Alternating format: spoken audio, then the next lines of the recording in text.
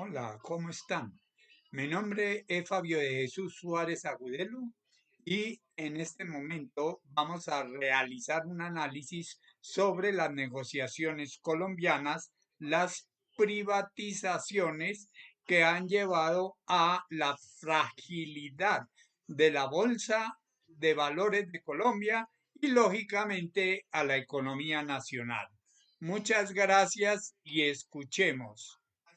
El presente estudio se hace sobre la concentración sectorial y vulnerabilidad económica en Colombia. La estructura del mercado de valores de un país es el reflejo directo de su modelo productivo. En el caso de Colombia, la Bolsa de Valores cuenta con una participación accionaria concentrada de forma casi exclusiva en cuatro grandes frentes. 9 empresas del sector financiero, 6 del sector industrial, 6 del sector de energía y servicios públicos y 2 del sector de petróleos y gas. Esta composición no es solo una estadística, es el síntoma de una economía con profundas debilidades estructurales, alta fragilidad ante choques externos y una alarmante dependencia de sectores extractivos que entran en conflicto directo con la sostenibilidad ambiental. El predominio del sector financiero en el mercado de capitales evidencia una economía volcada hacia los servicios de intermediación crediticia en detrimento de un aparato productivo diversificado. Cuando la riqueza de una nación se gestiona mayoritariamente a través de la banca y los fondos de inversión, el crecimiento económico tiende a volverse excluyente. Un país cuya base empresarial bursátil depende de un puñado de bancos y corporaciones financieras carece de la resiliencia que otorgan la tecnología, la innovación o la manufactura avanzada. Esta concentración convierte a la economía colombiana en un ecosistema frágil ante cualquier crisis de liquidez internacional o aumento de las tasas de interés. El canal financiero amplifica el impacto negativo hacia las pocas empresas industriales existentes, asfixiando el empleo formal y el desarrollo regional. La debilidad institucional de los gobiernos de turno se manifiesta con fuerza en su tendencia histórica a considerar la enajenación de activos estratégicos como la solución a sus problemas de déficit fiscal.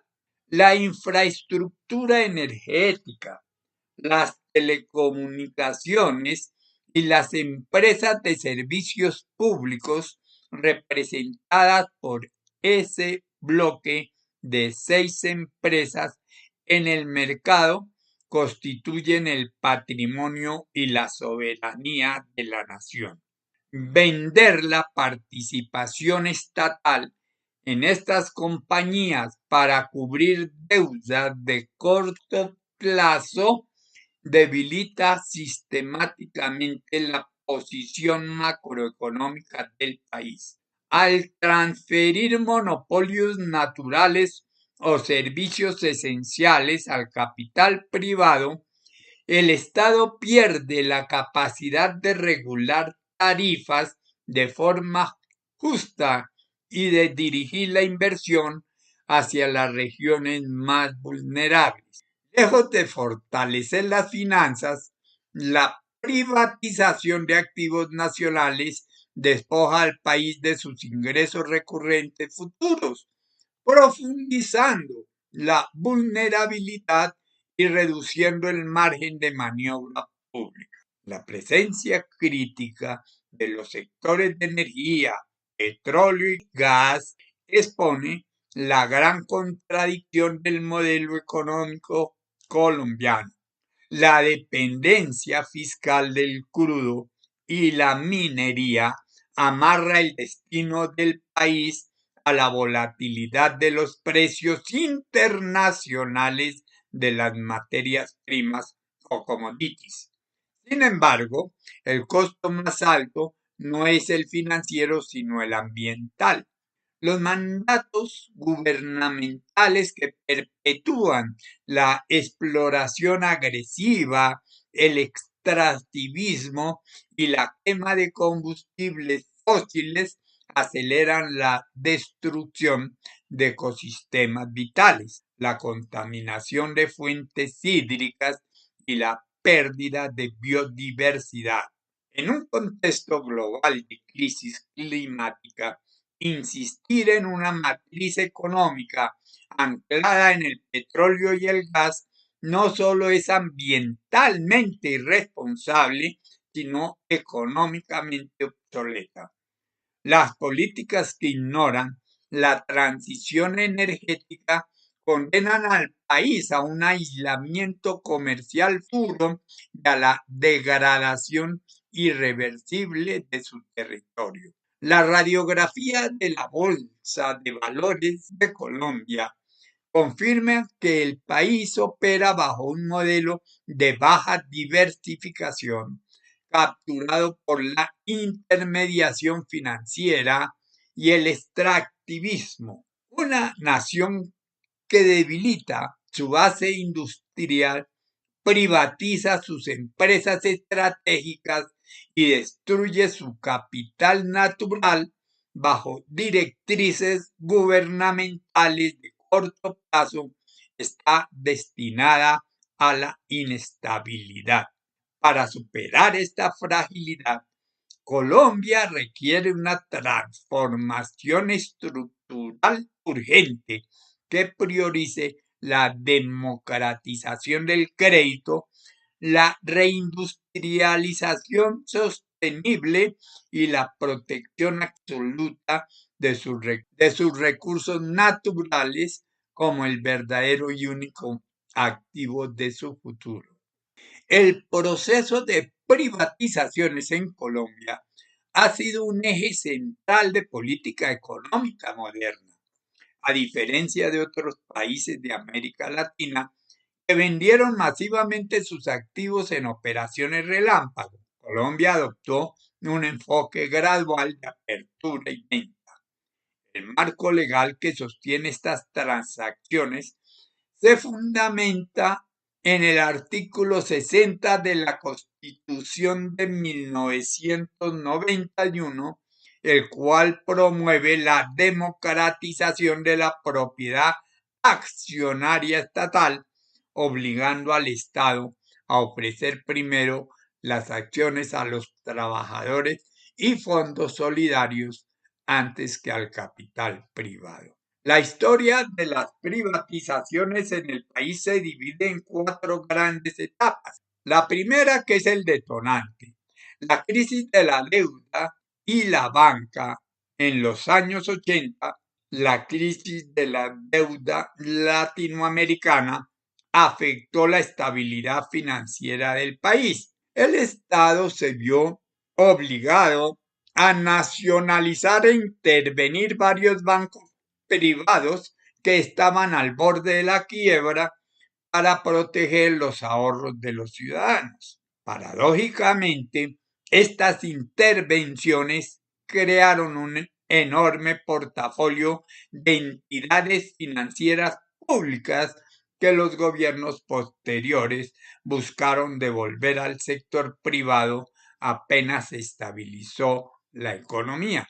Segundo, se toma la apertura económica y el consenso de Washington en los años 90. Bajo la administración del presidente César Gaviria Trujillo de 1990 a 1994, se implementó la apertura económica.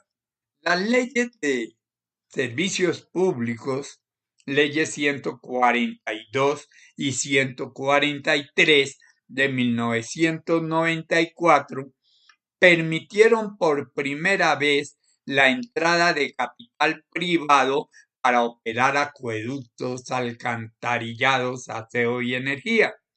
Ciudades como Cartagena y Barranquilla privatizaron el manejo del agua mediante concesiones.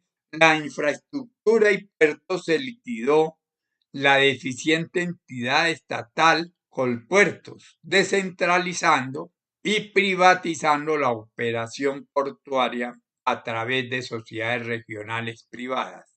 En las primeras ventas financieras se vendieron entidades saneadas como el Banco de Colombia en 1994 y participaciones en el Banco de Bogotá 1992. La crisis de finales del siglo y el acuerdo con el Fondo Monetario Internacional 1998 a 2005, tras la peor recesión económica de la historia moderna de Colombia en 1999, el gobierno de Andrés Pastrana firmó un severo acuerdo con el Fondo Monetario Internacional para acelerar la venta de empresas estatales a cambio de créditos multilaterales.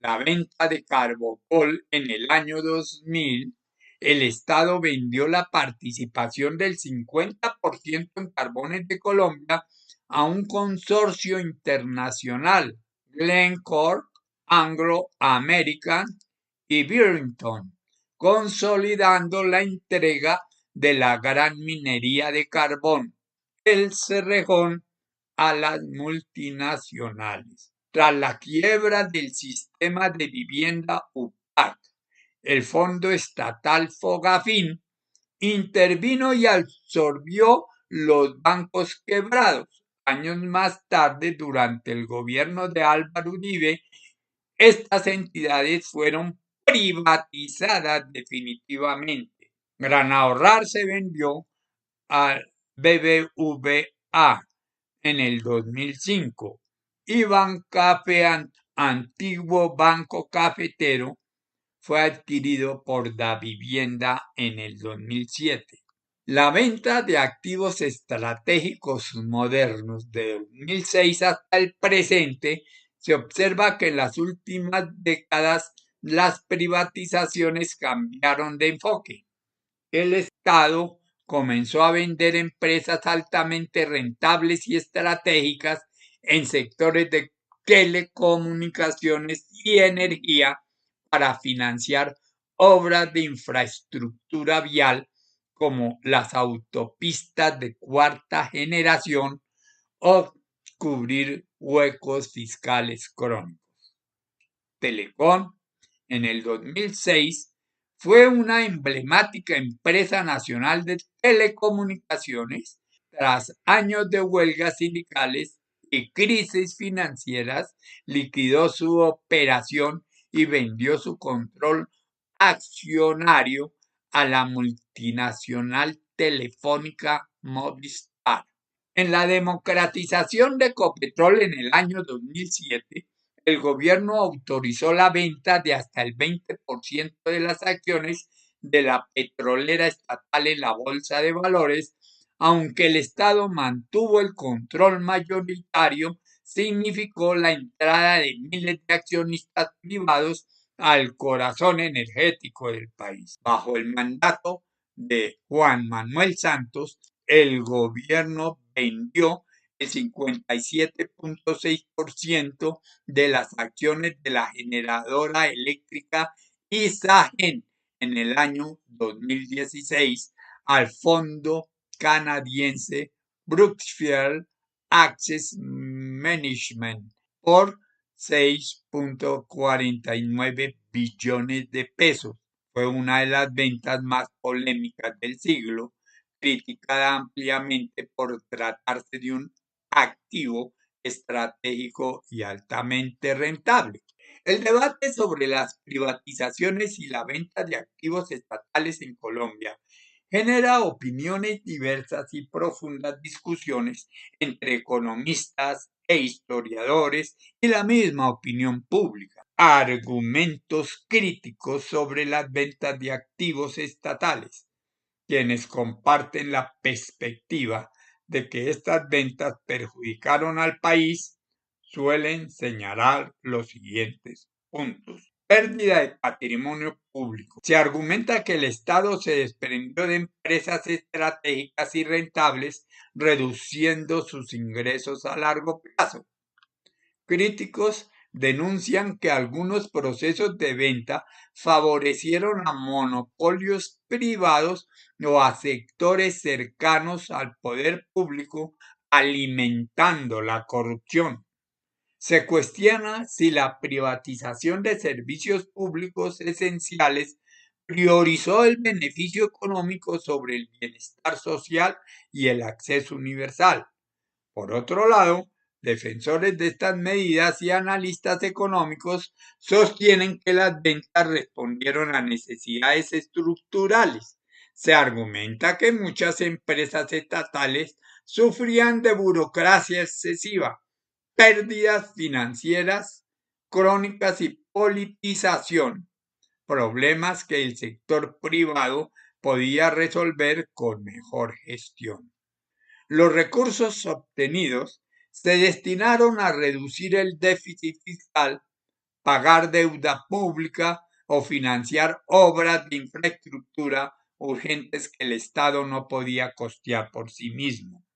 La apertura al capital privado buscaba modernizar sectores clave como la tecnología y la energía, telecomunicaciones, introduciendo competencia. Bueno, hasta aquí hicimos un balance histórico de las negociaciones colombianas, de la fragilidad de la economía colombiana y por qué la Bolsa de Valores de Colombia resulta ser una bolsa débil y frágil en el panorama mundial del mundo financiero. Les agradezco mucho y cualquier información adicional pueden escribir a fs1950@gmail.com. Repito, fs1950@gmail.com. Les habló Fabio de Jesús Suárez Agudelo. Hasta la próxima, que estén muy bien.